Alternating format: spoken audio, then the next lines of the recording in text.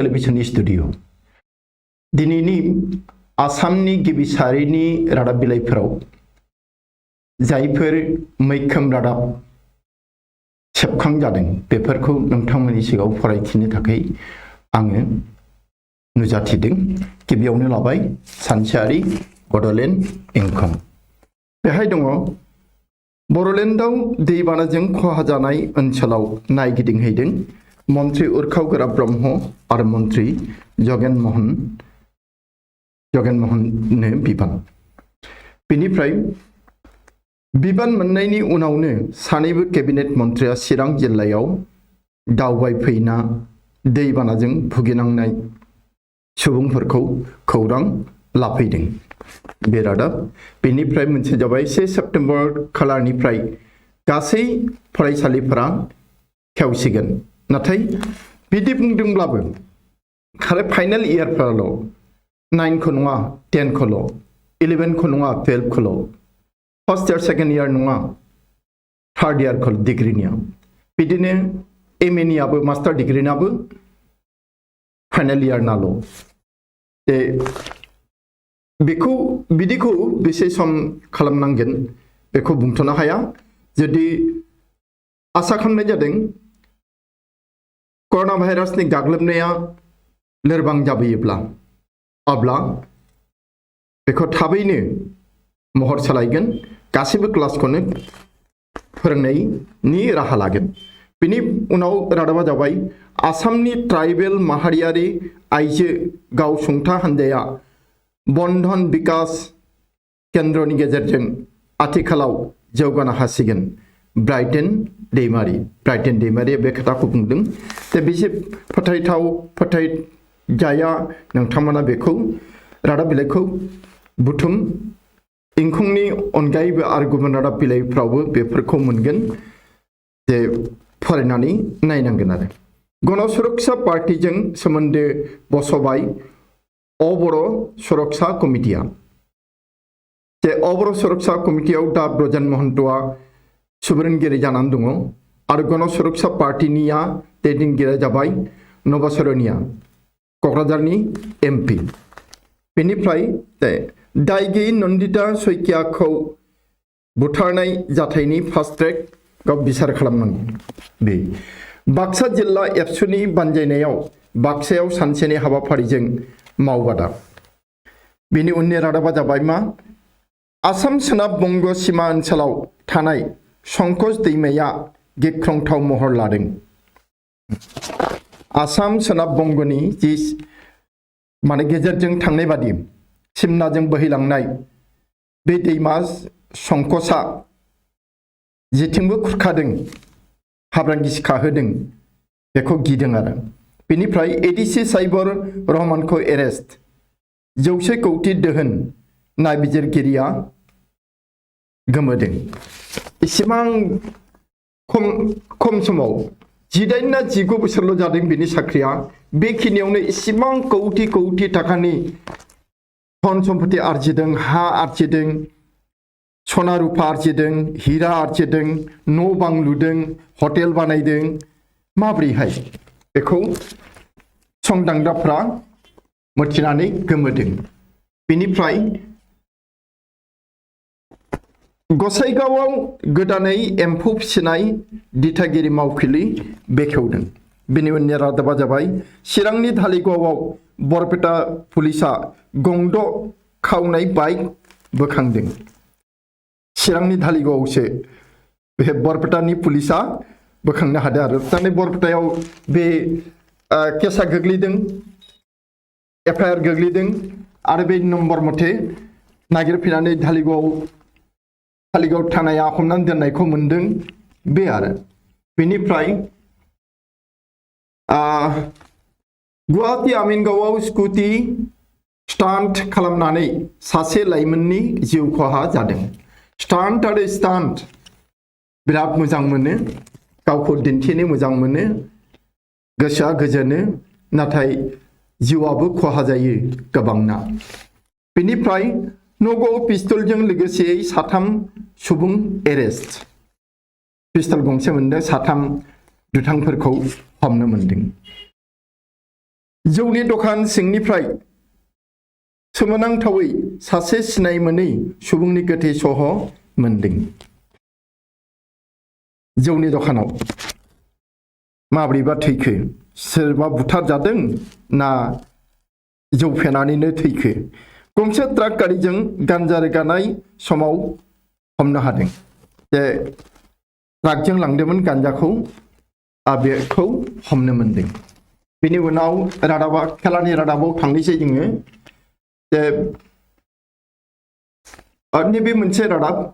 भारताव स्ट्रकनि जाहोनाव 4 गुन बांसिन सुबुंफोरनि जिउआ गोमायो। बेखायनो स्ट्रकआ बोरै जायो बेखौ जों मिथिनाया गाहाम। स्ट्रकनिफ्राय बोरैहाय बारग'नो हायो बेखौबो जोङो सोलोंनांगौ, मिथिनांगौ आरो बे रोखोमै राहा लानांगौ, थैनायनिफ्राय बारग'नो हागोन। US अपेन गेलेनायनिफ्राय गावनि मुंखौ बोखारबाय सेरेना उइलियाम्सआ। लन टेनिस गेलेगिरि सेरेना उइलियाम्सआ मानिबा जाहोनाव US अपेननिफ्राय गावनि नामखौ बोखारबाय गेलेलिया देग्लाय। बेनिफ्राय गोदान सिजननि ला लिगा फुटबल टुर्नामेन्टआव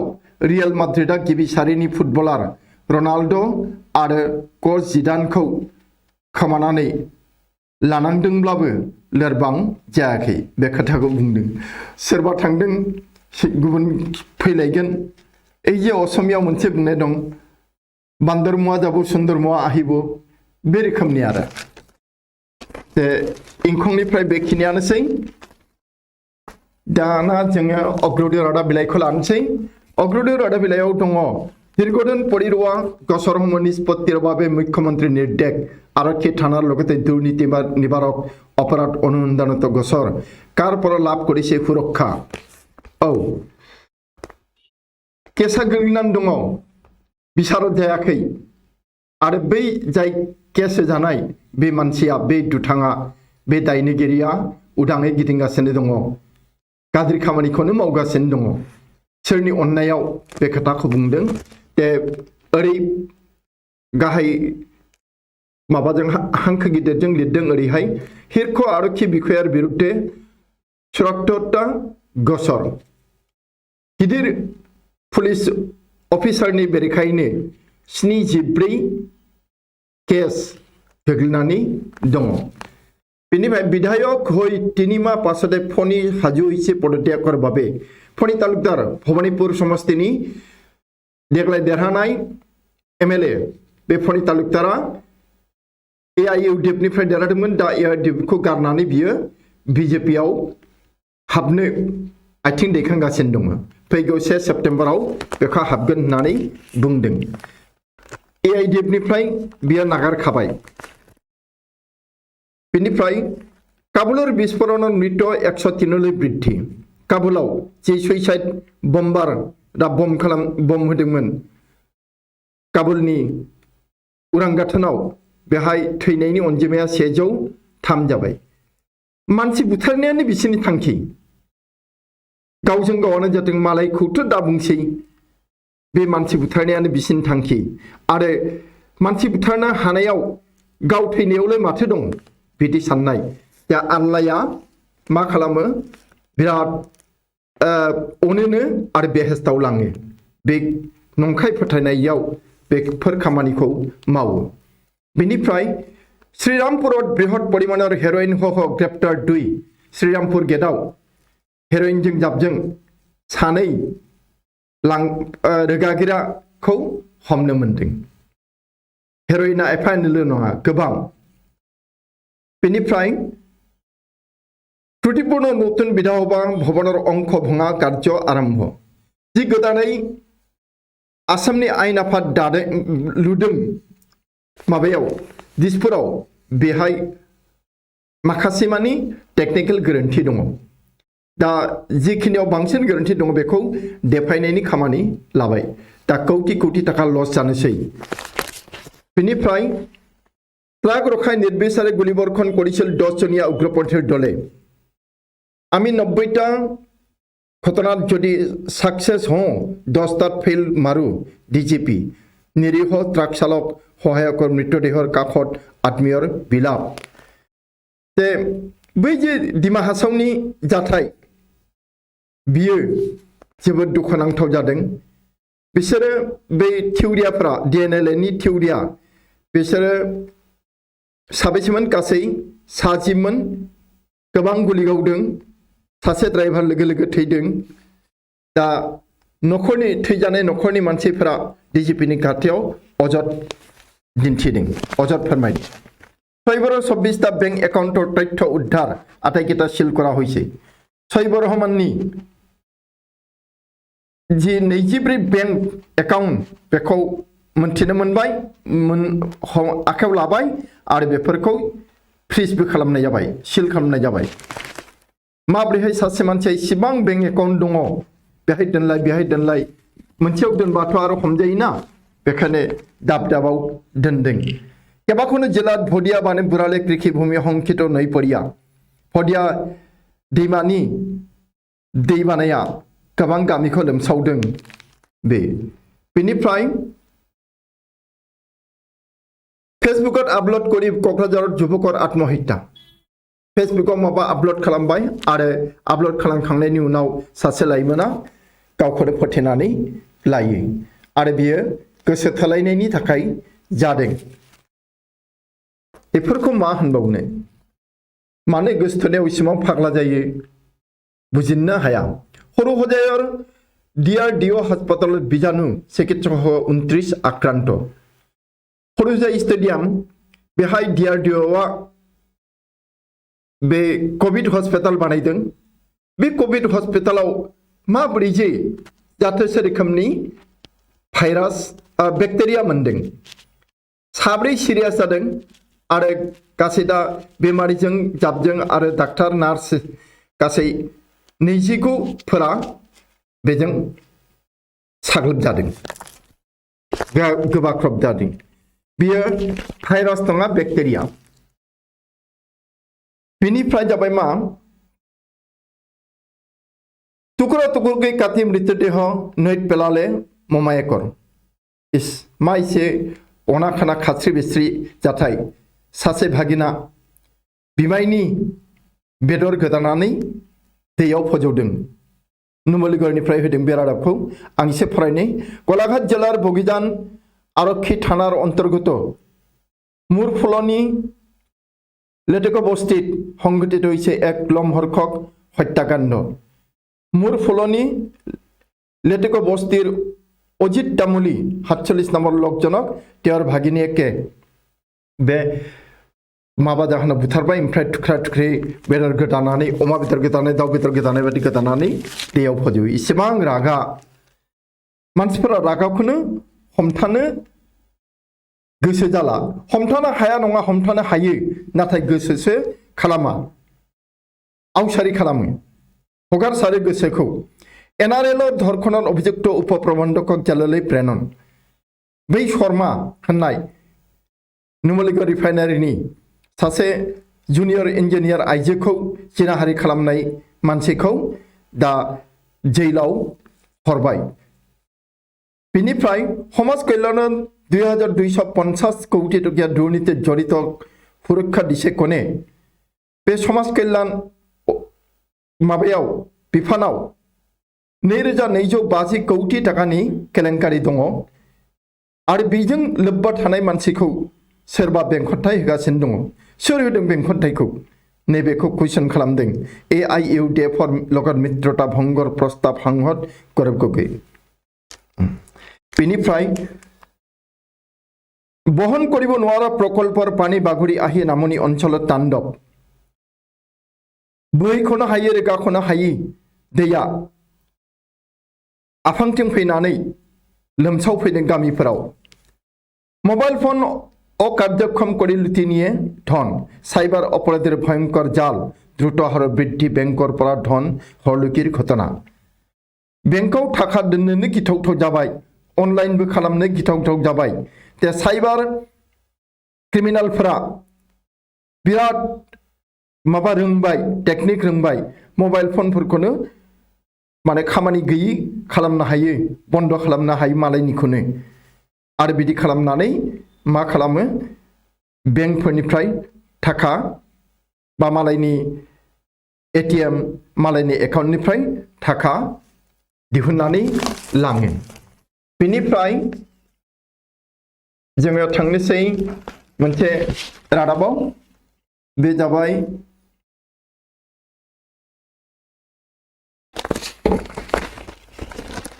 আম্বানিয়ে তৈরি করা প্রতিষেধকৰ পৰীক্ষণৰ বাবে অনুমতি লাভ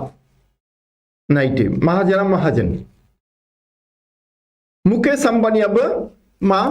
ভ্যাকসিনनि कर'ना भाइरासनि ভ্যাকসিन बानायदों आरो बियो गनायजाथाव नङा बेखौ आनजाद नायनो थाखाय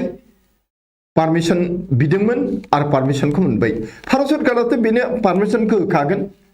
बे अमिताभर निरापत्ता नियोजित कनिष्ठबलक करिले बदली बार्षिक 1.5 कोटी वेतन लाभक लई बितर्क अमिताभ बच्चननि जी माबा बडीगार्ड बे कनिष्ठबलखौ सोलायबाय बिनि दरमाहाया बेसेबां बोसोराव 1.5 कोटी टाका बोरै जानो हागौ नैबे आरो अनाथ शिशुर जाते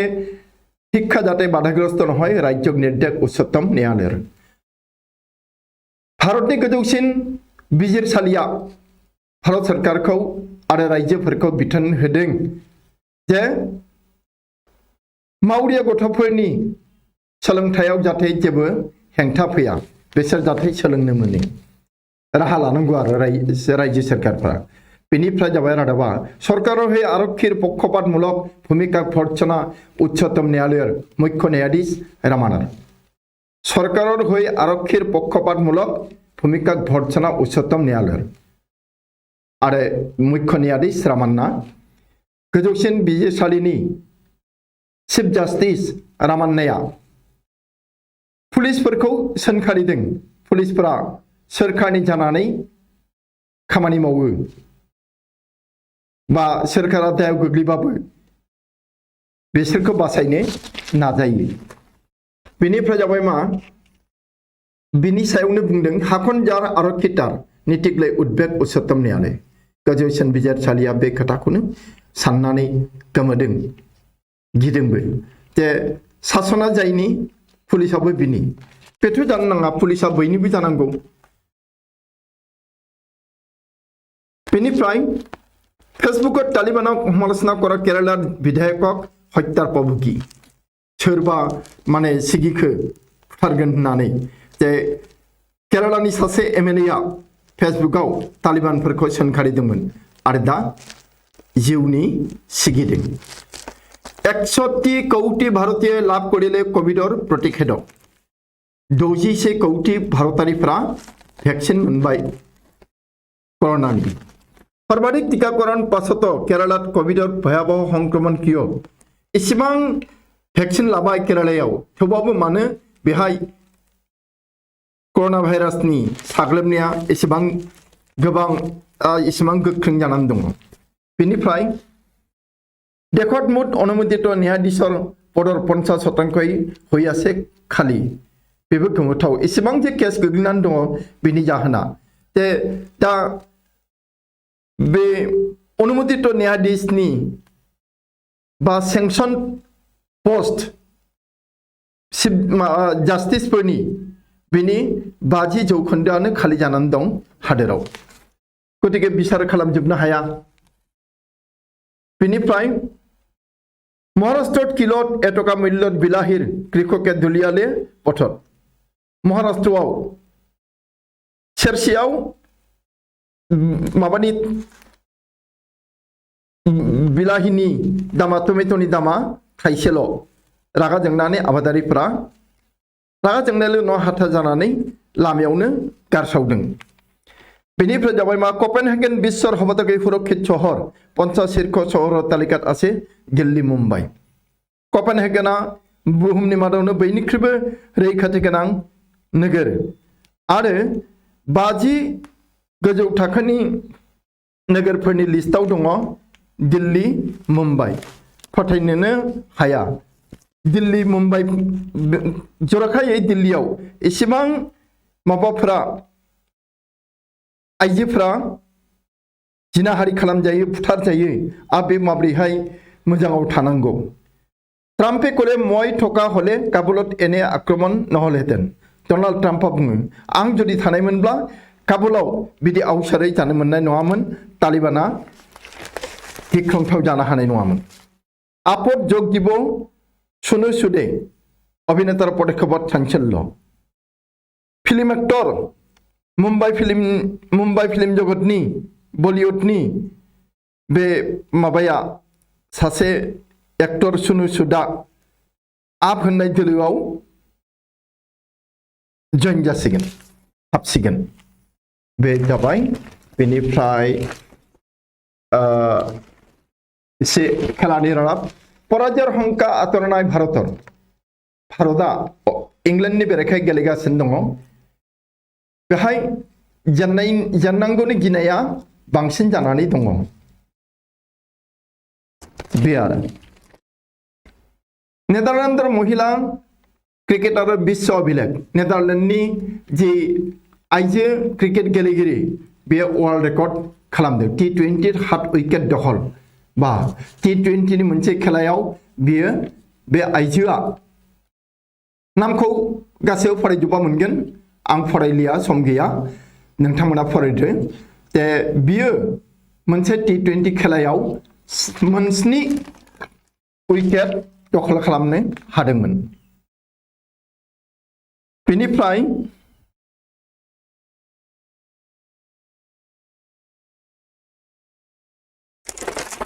जोङो गुबुन रादाब बिलाइयाव थांदिनि बे जाबाय माबा आमार रखम बे आमार रखमाव दङ अग्रदूत होननाय रादाबफोरानो दङ थेवबाबो नैबे मोनसे रादाब वायुसेना जुजारु बिमान सलाब असमिया जुबती सासे असमिया आइजोआ एयारफोर्सनि फाइटार सलायगोन जोबोद गोग्गाथाव बाथ्रा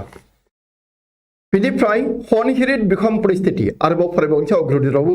मोनदों जोङो थेवबाबो बान्दोर 2 मिटार अपरेरे बागुरिसे पानी भूमिस्खलन बान्दोनि 2 मिटार गोजौसिम दै बोहैदों बाग्लायदों आरो हा खुरखादों 13 मार्किन सेनासह शताधिक निहत काबुल एतिया नरक गुबुनल' थैयाखै सा 13 आमेरिकानि सान्थ्रिफोरबो थैदों दाखालिनि काबुलनि बमा जाथायाव दा काबुला नोरोखसो गोथैसालिसो बेनिफ्राय निर्बिसार गुलित निहत 5 निरीह चालक ट्राकत अग्नियन्जब बियो दिमा हासावनि जाथाय बेखौ जों मैयाबो मोनखाबाय कि कोट कियो कुख्यात आइसिस के बे आइसिस किया एसे जुदालाय आइसिसानो नाथाय इहाय के दाजाबनाय दं आइसिस माने इस्लामिक स्टेट्स फर माबा इरान आरो सिरिया बे ताकिया आरो एसे दस्रा दंबावो बेनिफ्राय बैक्टेरिया आक्रमण खाली करा हल हरहोजाई कोविड हास्पाताल DRDOनि जि हरहोजाई स्टेडियामाव हस्पिटाल बानायनाय कोविड हस्पिटाल बेखौ बैक्टेरियानि गाग्लोबनायनि थाखाय लांदां खालामनांबाय बेमारिफोरखौ GMCH आरो MMC बेफोराव लांनांगौ जाहैबाय बेनिफ्राय UDF बाद घोषणा गौरव गगैया कांग्रेसनि सासे दैदेनगिरि जाना फैबाय बेयो एमपिबो बे बुंबाय जे फैगौ उपेरा इलेक्शनानो जाथों बा उननि इलेक्शनफोरानो जाथों बहाय जे UDF खौ बाद होनांगौ बे DNLर नरहंहार पासदिना शांति प्रस्ताव मंत्री मा शांति प्रस्ताव होलायखो मंत्रिया बा DNL जों हरित गुली लगा अवस्थाते दौड़ी पलालु सासे गारिनि मानसिया ट्राक सावजानाय गारिनि मानसिया आथिङाव गुलि नांसेयावबो बियो बोरैबा ओंखारनानै हाग्रायाव खारखुमालांनो हादोंमोन आरो बिदिनो गावनि जिउखौ बासायनो हादोंमोन बे बेनिफ्राय मोनसे रादाब जाबाय बकाजानाव बृहत संख्यक अस्त्रसह 4 जनक आटक बकाजानाव साब्रै मानसिखौ हाथियार गोबां हाथियारजों जाबजों हमनो मोनदों। बेनिफ्राय आजारा सागुलिसरर बिलय सासे सिखावा बोरमा खावदोंमोन आजारायाव बिनि हालोदा गाज्रि होननानै बुंदों। बेनिफ्राय गुवाहाटी ग्रेप्टार हजायर गारिसर गुवाहाटीयाव हजायनि गारि सिखाव हमजादों। बेनिफ्राय गरसुगर ब्राउन सुगार हह आरक्षीर जालत महिला सासे आइजो ब्राउन सुगार फानग्रा रोगाग्रा बेयो गुवाहाटीनि आहमगाव गरसुगाव हमजादों। बेनिफ्राय करीमगंजत मारणास्त्र हह ड्राग माफिया ग्रेप्टार सासे दुथां ड्राग माफियाखौ करीमगंजआव ड्रागजों जाबजों आरो हाथियारजों हमनो मोनदों। बिनि उनाव नैबे रादाबखौ फरायबावदिनि तेजपुराव पानीर टेंकित बिदि मातृपुत्र हत्यार व्यर्थ चेष्टा इस तेजपुराव दैनि टेंकियाव बिस होनानै बिमा फिसाला सानैखौ फुथारनो नाजादोंमोन। सोर फुथारनो नाजादोंमोन मा कारसाजि बेखौ जों रादाब बिलाइखौ फरायबा मिथिगोन। आबुङै फरायनांगोन बे आमार रखमाव रादाबा। आरो मोनसे रादाब दङ आफगानिस्तानाव खाद्य संकट এবটল पानीर दाम 3000 टका एकाही भातर बिनिमय लागे 7500 जों बेखौ मैयाबो मोनदों जे दै बथलसेनि दामा 3000 आरो ओंखाम थोरसिसेनि दामा 7000 ओरैबादि आवसारि जाबाय ओरैबादि गाज्रि जाबाय हालोदा। बिनि थाखाय जय बाइडेनखौनो जोबोद सोंगारिगासिनो दङ। जों बिनि उनाव फैबाय प्रतिदिन होननाय रादाब बिलाइयाव असमिया प्रतिदिन बेहाय दङ एकादश श्रेणीत नाम भर्तिक लय हाहाकार एसेबां पास जाबाय आरो आसामाव जेसेबां कलेजफोर दङ बेहाय जायगा गैला जायगा थोआ एसेल'सो जायगा थोहोनो हाबाय। दा अनलाइन पन्जीयनत व्यर्थ 1 लाख शिक्षार्थी अनलाइन एडमिशननि थाखाय रेजिस्ट्रेशन खालामदों नाथाय 1 लाखआनो नाम थिसननो मोननाय नंला। बेनिफ्राय नैबे माबानि डिमा हासावनि जाथाया आधा घन्टानि सिगांनो थानायाव जनायदोंमोननो थानायासो जेबो तदबिद लायाखैमोन। आधा घन्टा पूर्वे थानात जनायसिल उग्रपन्थीर अबस्थानर कथा बे।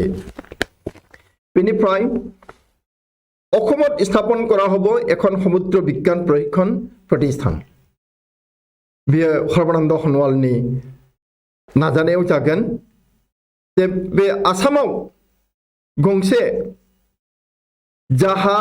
माबा लैथो बिज्ञान सोलोंथाइ होनाय फसंथान फसंगोन गायसनगोन। बेनिफ्राय मा स्क्राब टाइफासत आक्रांत हार्ट चिकित्सक चिकित्सा कर्मी हर हजायनि बियो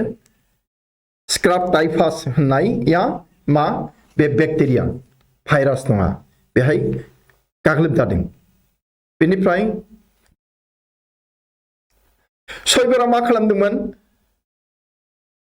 70-70 गावब्रानि मासिखौ 4 कौटि राङाव फानदोंमोन। 70 गावब्रा पट 4 कौटि बिक्रि करिছিল बिदिनो सयबर रहमाना थाखा खामायदोंमोन। ओरैबादि गाज्रि। बेनिफ्राय जोङो नैबे रादाबाव फैदिनि हिमाন্ত पार हবলৈ চেষ্টা করতে নিরহংকতা পাক হেনার গুলিত নিহত 3 আফগান इस अनाखाना गावथारबाय आफगानिस्ताननि 3 मानसिखौ जे सिमना बारनानै आफगानिस्तानखौ नागारनानै पाकिस्तानाव फैनो नागिरदोंमोन। बेहाय पाकिस्ताननि सान्थ्रिफोरा गावथारदों अनाखानानि 3 आफगानिखौ। तालिबाনৰ ভয়ত পলোৱা লোকক আশ্ৰয় দিবলৈ পাকিস্তানাव অনুৰোধ আমেৰিকাखौबो অনুৰোধ खालामबावदों लाजिगि आमेरिकाया माबा पाकिस्तानखौबो खावलायदों आमेरिकाया लासिं सिंनो जाहाथे आफगानिस्ताननिफ्राय खारखोमबोनाय मानसिफोरखौ जायगा होयो बिथोनथि होनो हाथावथाव। बेनिफ्राय सदेक एराद पूर्वे टुइटाराव हेक पस्ट रया हायदरिल फकनो हिरुदिलुय काबुल एरदे चित्तनेर माताय जे फिल्म बानायग्रा आइजो सासे काबुलनि आफगानिस्ताननि बियो दा हादोरनिफ्राय खारखुमाबाय खारखुमानायनि सिगां बियो टुइटाराव मोनसे गावनि सावगारि दुखुनांथाव सावगारि पोस्ट खालामदोंमोन काश्मीर कुटाघात चलाबोनाय तालिबानर सहाय बिसारिले मासुदा बे पाकिस्तानाव जे थायो भारताव जे गाज्रि खामानि मावदोंमोन मुम्बाइआव बे मासुदा मा काश्मीराव दावहा नांनो थाखाय तालिबाननि मदद बिदों नायनि जोंनि सान्थ्रिफोरा बेसेबां मा खालामनो हायो बिसोर जेसेखि सिगिया माने जोंबो खम नङा टय ट्रेनर बे सरकारि करनक मानि नलय दार्जिलिं बाखि नै टय ट्रेनखौबो दार्जिलिं सिलिगुरिनिफ्राय एनजेपिनिफ्राय दार्जिलिंआव खारग्रा बे ट्रेनखौ बेसरकारिनो प्राइभेट कम्पानिनो होनो नागिरदों बेखौ दार्जिलिं रायजोफ्रा मानिया गनाया बे आरो मोजां जादों बे आगाना तालिबानर घोषणा सरकाৰৰ সামৰি লোৱা হ'ব সকলো গোষ্ঠীৰ প্ৰতিনিধি तालिबाना ओरैबादि फोसावदों सरकार दासिगोन आरो बे सरकाराव गासिबो हारि माहारिनि थान्दैफोरखौ लानाय जागोन खुगानि बाथ्रा ना गोरबोनिफ्राय बुंदों बेखौ बुंस'नो हाला बेंगालुरुनि जर पथत सन्धानहीन बाक्सार 2 श्रमिक बेंगालुरुआव खामानि मावनो थांदोंमोन ना फरायनो थांदोंमोन सोर खामानि मावनो थांगोन श्रमिक नालाय लेबार नालाय बे सानै सेंग्राया गोमादों लामायावनो अबावबा गोमाखो मा जाखो बेनिफ्राय जों थान्दिनि नियमिया बार्ता होननाय रादाब बिलाइयाव बेहाय दङ गासिबो अग्रदूत प्रतिदिन बेफोराव थानाय रादाबानो दङ थेवबाबो नैबे सिपाझाৰৰ ঐতিহাসিক ধলপুৰ শিৱ মন্দিৰৰ শিলান্যাস ভূমি পূজন সম্পন্ন बे सिपाझारनि धलपुर होननायाव मोनसे शिव मन्दिर दङ बिनि अन्थाइ खाम्फा गायसनदों बेनिफ्राय बरबि हरबाराहर करिडर मिजोरामत बृहत अभियान आइजলত 100 कौटि ड्राग्स धृत अखमर 2 पेडेलार आसामनि सानै बे ड्राग्स रोगागिरिखौ हमनो मोनदों बिसोरा आइजलनिफ्राय 100 कौटि टाकानि 100 कौटि टाकानि ड्राग्स लाबोदोंमोन सैन्य दलतरफोरा गुलि चलायसिल उग्रपन्थी बे डिमा हासावनि जाथायात गंबा ट्राकनि बे मानसिफोरखौ बेनिफ्राय मुख्यमंत्री डॉक्टर हरमार आह्वाনৰ प्रति सहारि हनवालर राज्यत स्थापन হ'ব समुद्र विज्ञाনৰ प्रशिक्षण प्रतिष्ठान डॉक्टर हिमंत बिश्व शर्माया सर्बानंद हनवालखौ खावलायदों राज्योआव मोनसे लैथोमायारि विज्ञान सोलोंथाइ फसंथान गायसननो बेनिफ्राय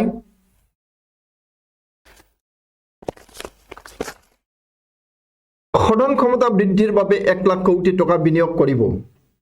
आईओसीर अध्यक्ष श्रीकांत माधव बैद्यर घोषणा जाते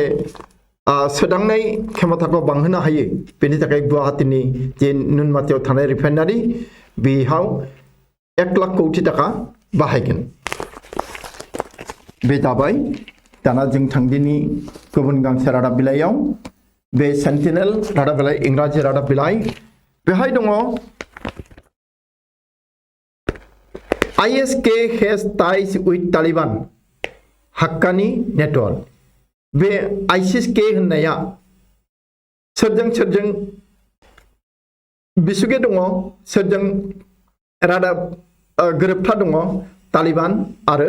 हाक्कानि नेटवर्कजों दा बेखौ गोख्रैनो होबथायाब्ला मुलुगाव जायगा जोबोद गाज्रि दुखुनांथाव जाथाय जानो हागौ बेनिफ्राय Islamist terrorist among evacuees leaving Kabul Islamist terrorists among evacuees leaving Kabul नैबे गिनांगौ जायनि थाखाय उजबेकिस्ताना बे खोथाखौ बुंदों ताजिकिस्तानाबो बे खोथाखौ बुंदों जे जोङो आफगाननिफ्राय थांनाय मानसिफोरखौ जेरै मेरै हाबहोआ बिसोर गिदों मा बे आफगानिस्ताननि दुखुआव गोग्लैनाय मानसिफोरा खारखुमानानै दस्रा हादोराव थाहैनाय बिसोरनि गेजेरावनो बे सोलो खालामनानै थिउरियाफोरा इस्लामिस्ट थिउरियाफोरा रिफिउजि जाफ्लानानै थांफानो हागौ दस्रा हादोराव थांनानै गाज्रि खामानि मावगोन आरो बेनिफ्राय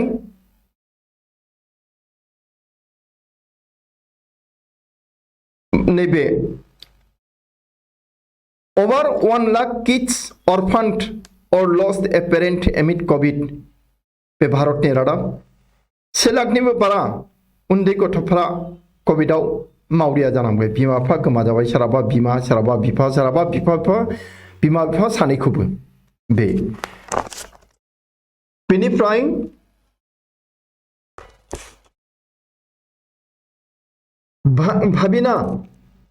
भाबिना assures India historic TT medal भाबिना होननाया टकिअ पेरा ओलम्पिकआव गेलेगासिनो दङ भाबिना पेटेल बियो टेबल टेनिसआव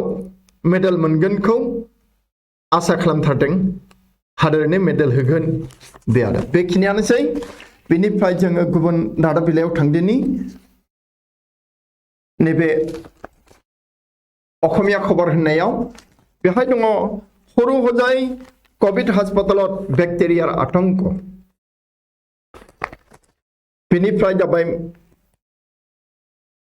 कठोरतम बेबस्थालाव आरक्षीय बे थिउरियाफोरनि बेरेखायै जि थिउरियाफोरा DNLA दिमा हासाव दाखालि गंबा ट्राक सावना होदों आरो बिनि मानसिफोरखौ गुलि गावलाबायदों सासे फोथैदोंबो हंख्यालुनि नेता सलमान खानक सकस प्रदेश कांग्रेसर मुख्यमंत्री हिमंत सांसद खालेकर सम्पर्क चिफ मिनिस्टार हिमंतजों खालेखा MP खालेखा माबा गोदै सोमोन्दो दङ जे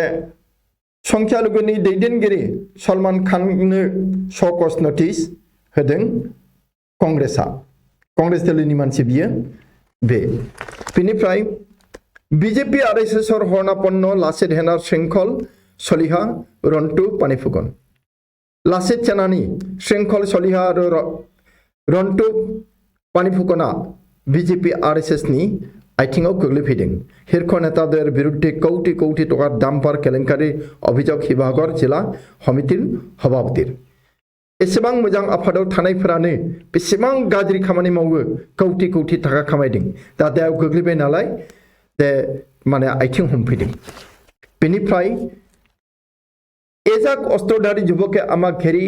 धरी गाड़ी रखाय सलाइसिल निर्बिसार गुलि बे एजाक थिउरिया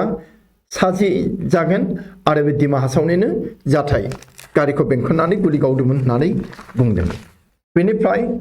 देशर उन्नयনৰ नतुन इन्जिन हब उत्तर पूब सर्बानन्द हनवाला मैया आरो बे गोदान मोनसे खोथा बुंफिनबावबाय मालाय बुंखादों आगोलावनो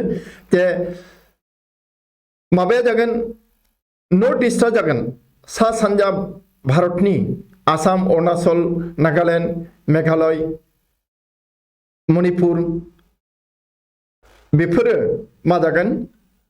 सा सानजानि बे रायजोफोरा गासै हादोरनि इन्जिन जागोन जौगानायनि बेखौ प्राइम मिनिस्टारा आगोलाव बुंखांबाय खोमा बेखौनो रिपिट खालामदों सर्बानन्द हनवाला नामनि हरनिखिनि एखौ नांला प्रलभनेर क'क्राझार किशोरीक अपहৰণৰ চেষ্টা होमगार्ड सह ग्रेप्टार 6 जे होमगार्डबो दङ गासै 6 जन साद हमजादों सासे आइजोखौ थगायनानै लब दिन्थिनानै लांखानो नागिरदोंमोन बेयो माने भुटानसिमना ए दादगारिफोरथिं गेलेंफुंथिं जागोन आरो जे दायनिगिरिया जाबाय क'क्राझारनि भटगावनि मोहम्मद फारुक आब्दुल्ला होननाय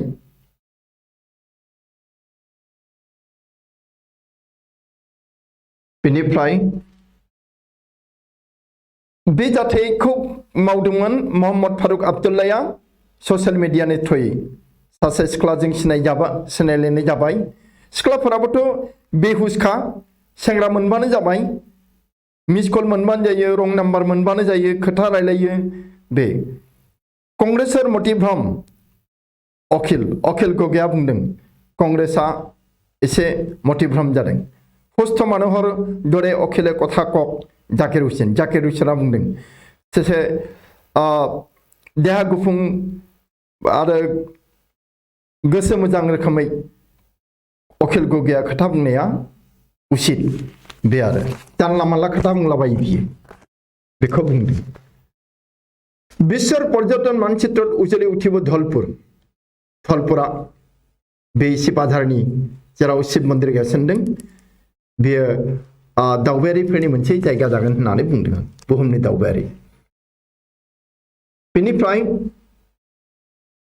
धुबुरी जिल्लात आरक्षीर व्यापक हालहलनि 86 गराखि आरक्षीक तत्कालीन भावे बदलिर निर्देश धुबुरी जिल्लायाव पुलिसनि बिराद सोलाय सोलो 86 पुलिसफोरखौनो अफिसारखौ लानानै कनस्टेबल ट्रान्सफार खालामदों बेनिफ्राय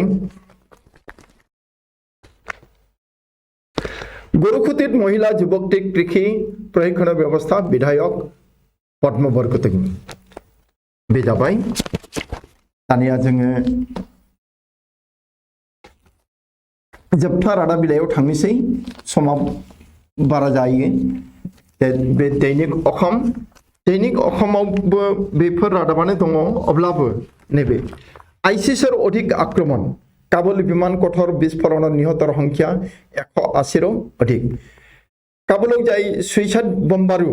बिसोरखौ आइसिस होननानै मिथिनो हादों आरो बिसोरनि जे सुइसाइड बम्बिं बेहाय 180 मानसि थैबाय बेनिफ्राय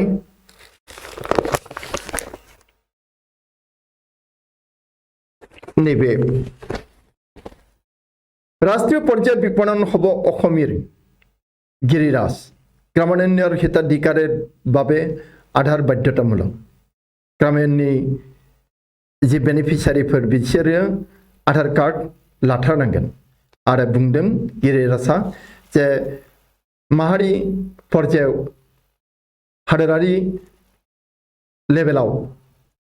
बे अखमिनि जे एडभार्टाइजमेन्ट बेयो फोसावनाय जागोन बेनिफ्राय मुद्राकरण योजना संस्काৰৰ বাবে শক্তি খণ্ডত অসমৰ অধিকাৰ খৰ্ব হ'ব जे मनिटाइजेशन होनदों आरो माबा सोदांनायनो आरो गोहो खोन्दोआव जे सोसननाय बेफोरो आसामनि जे मोनथाय बे मोनथायखौ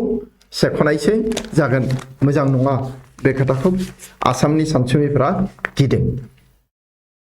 बेनिफ्राय सरकार शान्ति प्रक्रिया भेङुसालि करि डिमा हासाव राङलि करिले उग्रपन्थी सरकारा शान्ति शक्तिनि थाखाय रादाब हरदोंमोन खावलाय हरदोंमोन नाथाय डिमा हासावनि बे डिएनएलए थिउरियाफोरा बेखौ गनायाखै बे ट्राक सावनानै होदों ट्राकनि सालायग्रा हेन्डिमेन इसोरखौ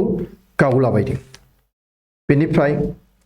कन्ट्राक्ट कमिसे निसाजुक्त सामग्री बारिसे थिउरियाथिया खमायबाय नाथाय निसा बेसादा बांनो हमबाय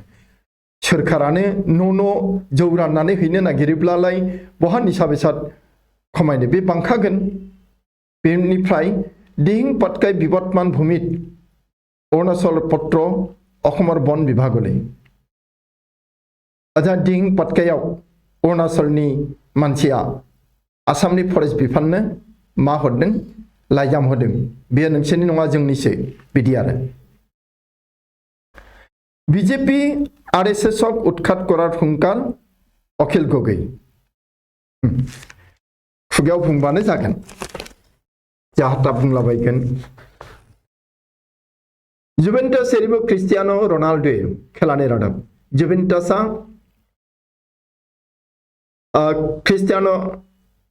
जुवेंटास एरिबो क्रिस्टियानो रोनाल्डो जुवेंटास को नागारगोन क्रिस्टियानो रोनाल्डोआ थाला आरो बे क्लाबाव बेनिफ्राय तृतीय टेस्टत भारतर संग्राम जेनगोन बादि आरो बेनिफ्राय भारतर 25 जनिया फुटबल दल खखना भारतनि जे हादोरारि फुटबल गेलेगिरि बेनि 25 नि मुंखौ